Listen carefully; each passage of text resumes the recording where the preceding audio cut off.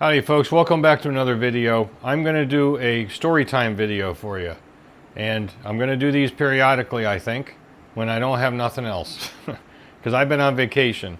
Been out of state again with the Sabre and over there the Concourse. And I just got back. My trip was cut short by bad weather, rain mainly, like bad rain. But we did some riding. I did over 300 miles on this bike in one day on the first day we rode. I had this sucker all the way up into Virginia. We were actually going to be probably 350, 360 miles for that day when we got back. But it started to rain when we were climbing up the back of the Dragon. We started up the back of the Dragon. I forgot what end that was in. I'm sorry, my navigation skills up there suck. That's why I ride with a walking, talking GPS. We went back to North Carolina. We had like a 2.5 hour ride to get back and beeline to get back to where we were staying. That's how far away we were. But this thing was fantastic. I had no problems with it. I had no problems on it. I did have the Insta360 camera on it, but there's going to be no shots of that in this video. I'm going to include those in future videos, or we'll do a whole video of all the shots and the good clips and stuff from the trip when I get some time to go through them. But what's this video about? Well, that's what you asked, and I'm going to answer. There's going to be more of these, like I said, when I come up with a topic for like telling a story. But this story is from 2011 when I had a 2009 or 2010, I can't remember which it was, Ultra Classic that caught fire. That bike caught fire on a long distance ride out of state, did not burn the bike down, I didn't get hurt, and I was able to do a parking lot repair and continue on the trip. And I will go over the circumstances, the component that failed. I did some kind of forensic analysis at that time and submitted it to Harley. They didn't give a shit whatsoever about it. In fact, they really just blew me off. There was a recall on the component. I brought the bike back for the recall, and well, I don't want to give it away, but you'll see in the video the results of bringing it back in for that recall and what the dealer tried to do. The reason why the Harleys ain't sitting here, and that is. So I'll leave it at that. I am not trying to bash Harley in this video. It just happens to be the best story I can really put in video right now. I've been thinking about doing this anyway. And since I got nothing else, I thought I'd just throw this in here because, you know, I was away. I wanted to get this up last week, and that way you'd view it while I was gone. I just didn't have time with all the packing and all the other shit I had to complete around here. So we're doing it now. So that's it. If you have any comments or questions, of course, put them in the comment section, and I'll try to answer them when I can get to that. I apologize, I don't get to the comments as often as I really need to and should, but life gets in the way. Okay, so with that, let's get on with the video, and I guess we'll see you on the next one. Thanks for watching. Howdy folks, welcome back to another video. Clearly, not in the same location that I'm normally at. We're in the editing cave, as you can see. In the AC, of course I got AC out there as well. But what I don't have out there is something to work on right now. And that's by design, because I'm supposed to be taking off on a trip in a couple of days, which I'm still planning on doing. So yeah, I'm dealing with more medical issues, of course, as usually is the case. Note to self, don't start a new medication like a week before you go on an out-of-state trip, especially when the medication causes some horrid side effects. So I'm off that medication now, but only for about 24 hours. So I feel a lot better. I leave in like 2 days, so I think I'll be fine by then. I'm okay. I could jump in the truck and go right now because I'm trailering again. It's too hot to ride. I'm going to take both bikes like I did back in April. And since we are on a different camera, let's segue to that. I'm going to be taking this camera with me. And what camera is it, do you ask? Well, I have the answer. I finally pulled the trigger on an Insta360. This is the Insta360 Air, something Air. I forgot exactly what model designation. Physically smaller, maybe one or two less features than the larger version, I guess. I watched some videos comparing the different Insta360 cameras, made a decision to buy this one. Then I watched a bunch of tutorials. So this video, I'm also kind of getting used to using it. I'm in linear mode right now on one single camera on the display side so I can actually see that I'm in frame and so forth. And what I'm going to end up doing in this video is I'm going to be switching back and forth from the camera on the opposite side of this thing and go right to my computer screen to show you the pictures. So the story is, on an out-of-state trip on a 2010 Harley Davidson Ultra Classic that I owned at that time, that I bought brand new. It had mileage on it, but it was like a demo bike, so it had never been sold new to anybody as far as a customer, so it was technically a new bike. And I bought that in 2010, and in 2011 I did an out-of-state trip with a buddy of mine who retired from Tampa Fire, and he had a '06 Harley Davidson Ultra and some other guys as well that we kind of met on the way up. This was a road trip to go up to Atlanta Motor Speedway for a race back then. I forgot what race it was. And so on the way up, we were actually in Albany, Georgia, where Partzilla is located. Partzilla is in Albany, Georgia. And the motorcycle that I was riding, the 2010 Ultra, it caught fire. And that's the whole crux of this story, is to go over the component that caught fire. I'll discuss what I did with it. Unfortunately, I don't have a lot of photos exactly on what I did. I do have a couple, but I do have some very detailed photos on the component that failed. What I did in regards to communications with Harley, I was actually trying to help them out, and I'll show you all that stuff, and I'll kind of start from the beginning and move on from there, and we'll cover as much of the data in visual form as we can. Let's start off with a photo right here, and we'll give you an idea what the bike looked like, and then we'll take it from there. Okay, so here's a picture in front of Albany Fire Department number 1. This is where the movie Fireproof was filmed with Kirk Cameron, and this is the actual station. And that commercial chassis job, it might not mean anything to you, but this would be a custom chassis job over here. This commercial chassis. That was the fire truck they used in the movie. Anyway, okay, this is a picture of yours truly. I weighed a little bit more back then, on the Harley Davidson when we were on that trip in which it caught fire. I believe this is not well before it, but somewhat before that. Maybe this might have been the day it happened. We were at a campground that we stayed at up in Georgia. I cannot remember the campground. I go by it, the sign for it, every time I go up I-75 to go up into the mountains, but I don't remember it right now. And we had stayed, we were camping this whole event, even up at the Motor Speedway. And so we had just packed up and we were getting on the road. So again, this is me, Fat Boy, on the Harley Davidson, and getting on the road and not knowing what we had in store for us here in the next couple hours of riding. Okay, here's a picture of Fat Boy again, and Fat Boy is in the process of doing a repair. I still have not shown you the component yet, on purpose. And if you can guess what the component was at this point, then you're awesome. But I am doing a repair at an auto parts store. There's another shot of it.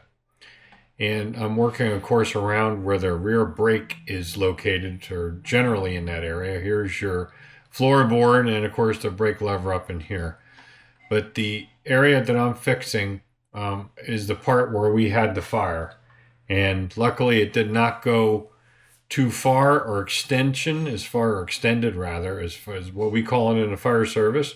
Luckily it was confined only to this area. But we're going to go to the component right now and show you what happened. Okay, this is a picture of the brake switch in that particular era, Harley Davidson, that actuates the brake light when you hit the rear brake lever. So like other bikes that I've talked about, it is a hydraulically actuated brake switch. This is a repaired brake switch, however, that was done by the Harley Davidson, my local Harley Davidson dealer, upon arrival back from this trip. So this is what failed. Okay, so what I failed to mention earlier was we actually did this trip off the interstate. We were going, whatever you want to call it, back roads, 4 lanes, other surface streets and things like that. We stayed off the interstate from Florida all the way up to Atlanta Motor Speedway. That's what ended up taking us through Albany, and that was by design so we could stop at the fire station where they filmed Fireproof. Now, I'm pretty sure this happened after we stopped at that fire station, because I'm pretty sure that was in the morning. We stayed at that campground and rode up before it got really hot, because it was hot out. I remember that. And we were heading up. It may have been 19. I can't remember what 4-lane we were on. But we were heading up this 4-lane, and we needed to get off like on an overpass down to a regular surface street. And so we did that. Riding buddy was navigating, and we got down to traffic light at the bottom of this off ramp from this elevated 4-lane. And again, it was in Albany, just a different part of Albany, Georgia. And we were sitting at a light. We were sitting there waiting for the light from hell to turn. In other words, it was red, red, red, red, red. Bikes are idling. It's hot as hell. And I smell something burning. And I go to myself, what the hell is burning? About that time, my riding buddy, who's to my right, okay, I'm to his left, looks down and he yells at me, "Hey, you're on fire." And I went, "What?" And I looked down right by my right leg, right by that area I showed you I was working on before. There is open flame coming out from down the bottom of that area behind the floorboard. About that time I looked up, the light turned green, finally. I jammed it into gear. I took off, because what are we going to do right there in the middle of an intersection? We ended up taking a left, and our first right was either an auto zone or an advanced auto. I don't remember which. I pulled in really quick. It was still burning, and then jumped off the bike. It was on the side stand. I did not let it fall. Whipped open the tour pack, which luckily was not locked. Grabbed a bottle of water and then poured it on the area in question, which you saw before, which I'm going to switch you around again. Again, that is the repaired brake switch, but this is what caught fire. What caught fire was, there's no shielding or anything around this right now. What caught fire was the original brake switch. The wiring is not what caught fire. The brake switch failed the hydraulic side of it internally. And what ended up happening was, remember, there is hydraulic fluid in the form of brake fluid over here. And then, of course, it puts pressure on the switch, which closes these two contacts. And that's what makes your brake light go on. Well, this thing failed, and so you had brake fluid coming through the switch, probably exiting around here, and spraying out under pressure right by a boiling hot exhaust. And it was just the right circumstances with that brake fluid coming out under pressure that it was able to ignite. So I'm going to go ahead and switch you over to what the brake light switch looked like after I took it out and it was burnt. This is actually after I got back from the trip. I got some really, really good pictures of this on my DSLR. Believe it or not, this is in the other house we were in back then. The switch is sitting on the top of my wife's Civic. She had a Civic back then in the garage door closed, and I bounce flashed the flash on the camera against the ceiling with a shield over the front of it. And I was able to get some extremely clear picture of this switch. So this is the original switch. You can see it's all burnt up in here. And so it essentially involved this part of the switch and the wires leading up to it. But remember, it's not the wires that cause the fire.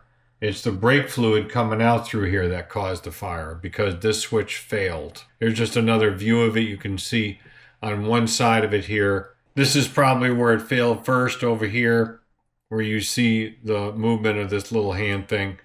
And then it went this way, and it just started to burn the whole thing up.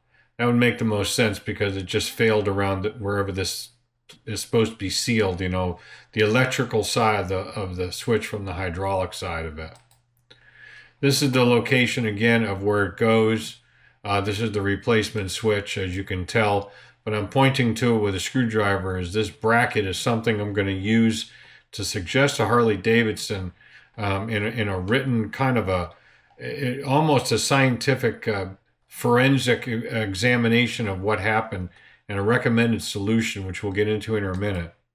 There's a switch in a different setting, just on a piece of board. And this is a 1758 switch, whatever that means. And again, another picture of it with it all burnt up. Let's go back to this picture real quick, and we'll discuss what I did in the auto parts store parking lot. What I failed to mention before was there was no rear brake, because now a closed system under pressure is now open because of the failure in that switch. Luckily, that auto parts store was right there. Actually, we may have pulled into a side street next to the auto parts store and doused the fire. I don't exactly remember, but it doesn't matter. It was right there. And because of the hot exhaust here and all the fluid spraying out, that's what was causing the fire.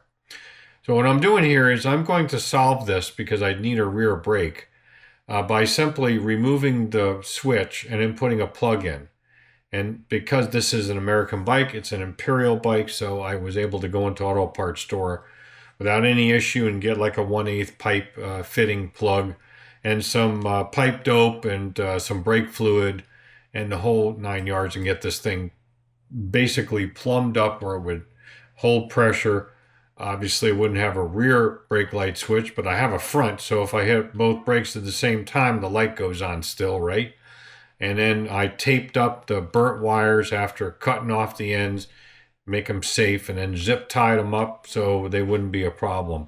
So it was actually a relatively simple fix, and I do have a picture of that. Okay, this is not the easiest thing to see because of the angle it's shot, but I'm going to try zooming up here and then doing some magic and editing. So this is where the switch would have been installed, and this is the plug that I put in. You can see the pipe dope here.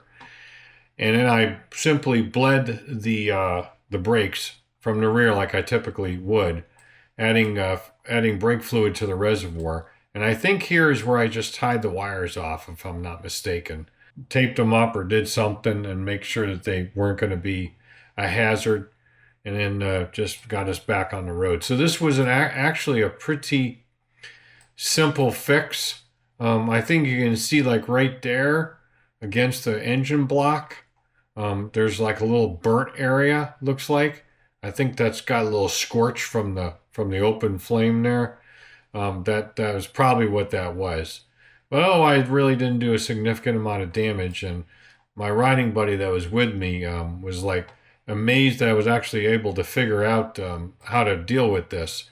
But there's a replacement switch again. But I said, this isn't like rocket science here. I mean, all we have to do is just make it a closed system again, and who cares about the brake light?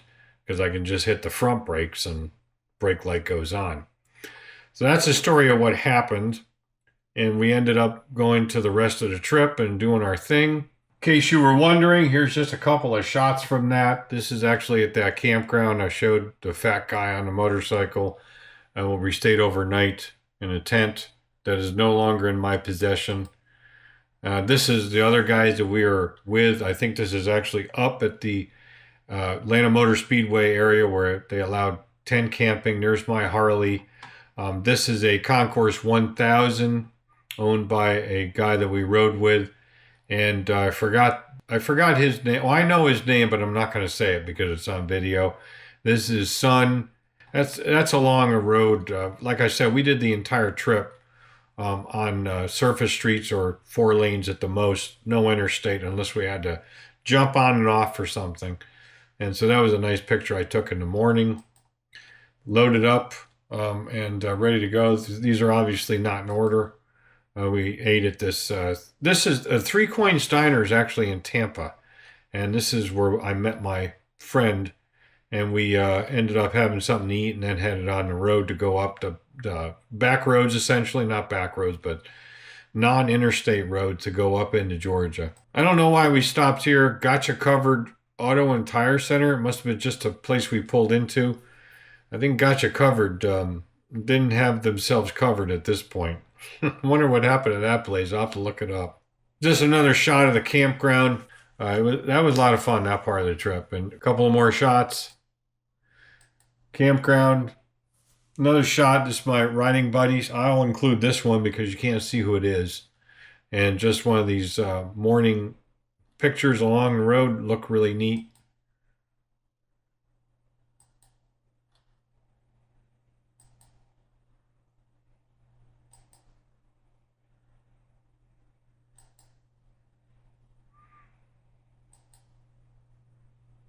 Here's a better shot of that Albany Fire Department commercial chassis truck that was in the movie. I forgot I had this one in here. Atlanta Motor Speedway. I'm digressing. Here we are walking into the thing. You can't see anybody's face here, so I'm going to leave that one in here too. And we're back to the fat guy on the bike. Now we'll segue back to what happened after the trip. After I got home, going to the dealership, explaining what happened, showing them the switch that burnt. I had to give it to them. They wanted the switch. So I did. And then they repaired it under warranty, of course. A certain number of months later, it went back to the dealership because they wanted to re-repair it. There was nothing wrong with that switch, but they simply replaced it with the original switch. And as a result of the recall, which I probably helped springboard because of my report to the National Highway Traffic Safety Administration, they had a recall on the switch, but had to be changed to a different one. When they did that at the same dealership, and then that springboarded the reason why I ended up essentially abandoning the bike at the dealership and having them buy me out of the bike and then walking away from it. So again, we'll get to that right now. So I wrote this letter on September 8th, 2011, Harley Davidson USA Engineering R&D, and the address in Milwaukee.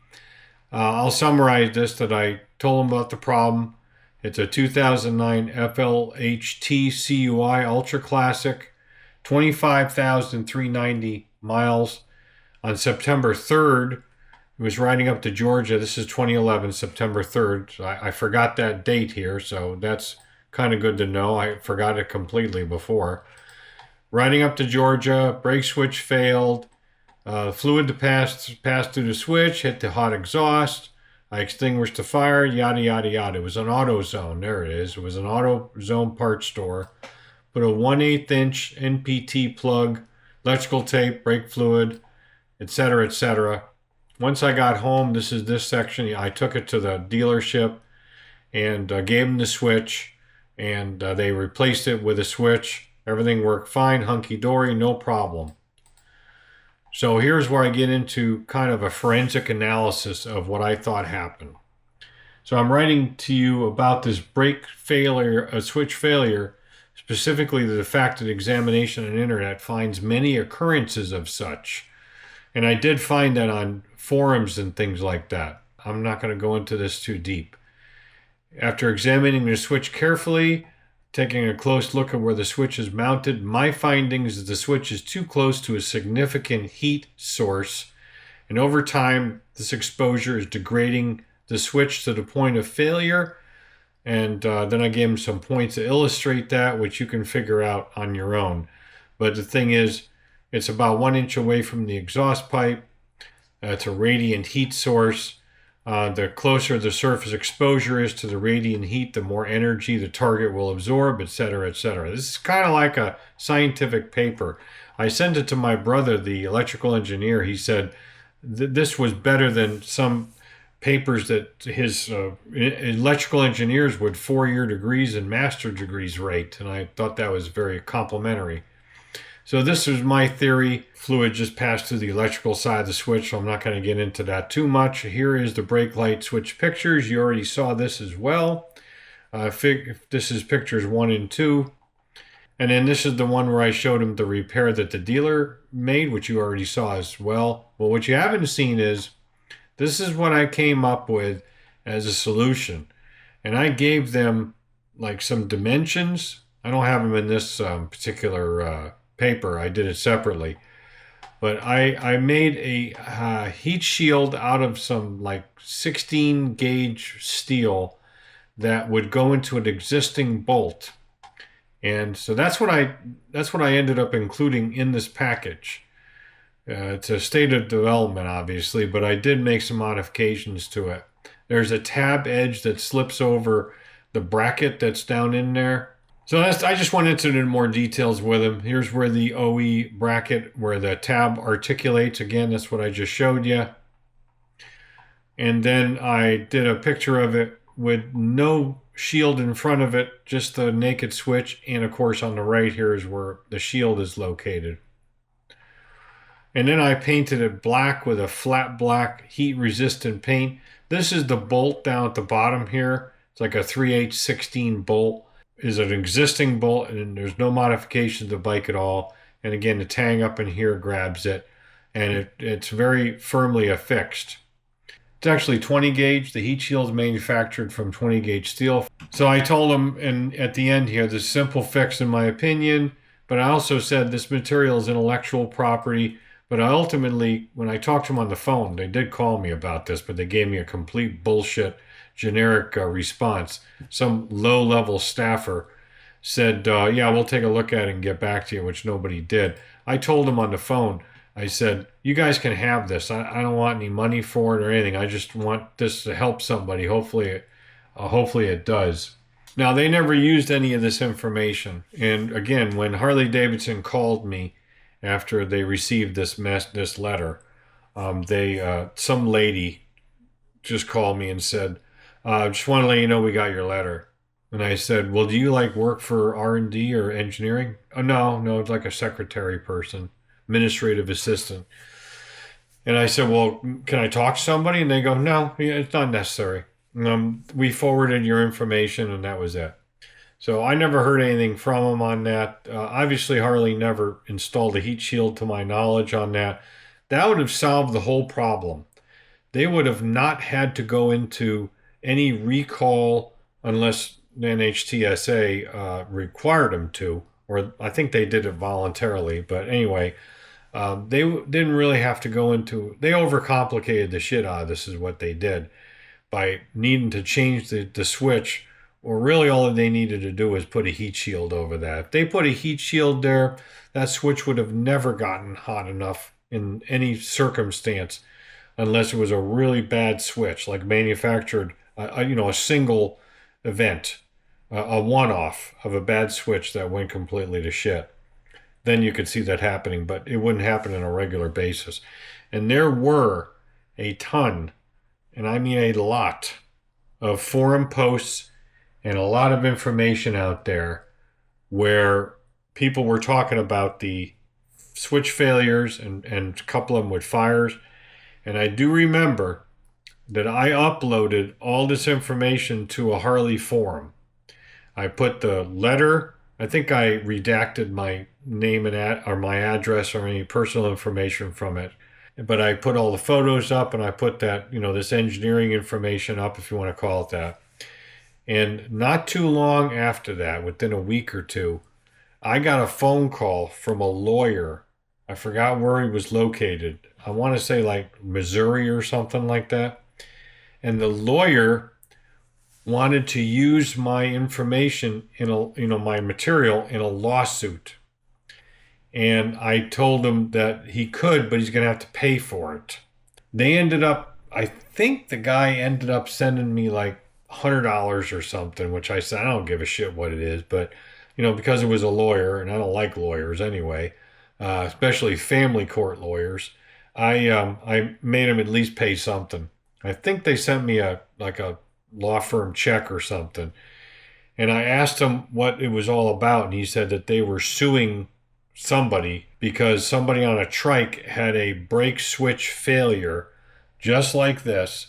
And it caused a crash, and the guy lost a leg or something like that. I think that's what he said. Anyway, I can't exactly remember, and since I'm not saying any names, it's not like protected health information or anything. But that's what I recall from that time. So that probably would have been either late 2011 or early 2012 when that occurred. So pretty interesting stuff.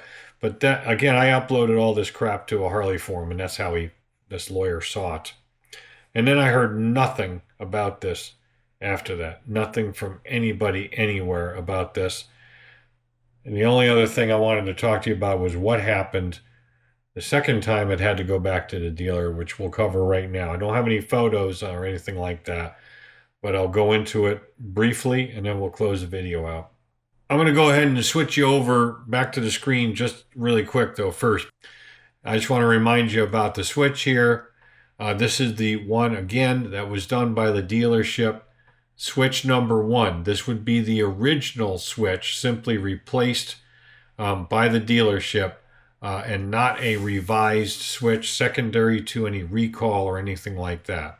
Now, Rossiter's Harley Davidson had 2 dealerships in the area. They had Rossiter's in Sarasota where I bought the bike, and then they had one here in Manatee County called Braden River Harley Davidson. All they were owned by the same company. I'm going to get a little drink here while we're talking. They were run as completely different business entities. So there was like a GM or something at both dealerships. And the Braden River one I thought was a lot better to go to because they just seemed to have their shit together better. And that's who did the initial repair that I just showed you because it was close by. I rode the bike over to the dealer. I don't remember when that was. And then had them put that switch on I just showed you, which is again the original switch, simply replacing the brass plug that I had in there from the switch that melted, which I gave to them at that time. They wanted the switch back.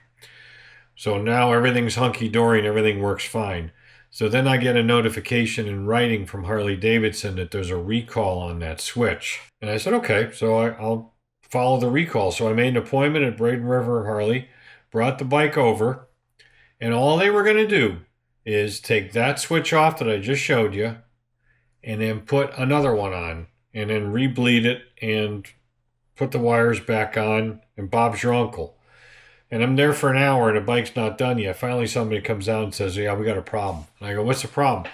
Your ABS module has failed. And I went, what do you mean it's failed? And they said, well, there's a problem with the ABS module. We can't get it to work. There's an error code on there. We can't figure out why. The only logical explanation is that the ABS module has failed. And they said, oh, by the way, the warranty recently expired, and this is going to cost about $4,000 to repair. And I went, excuse me? And so I started arguing with them naturally, and I said, that ABS worked fine when I wrote it in here. And now you guys are working on a brake component, part of that system. And now you say that the ABS module has failed. You screwed something up, ergo, I'm not paying for nothing. This is on you.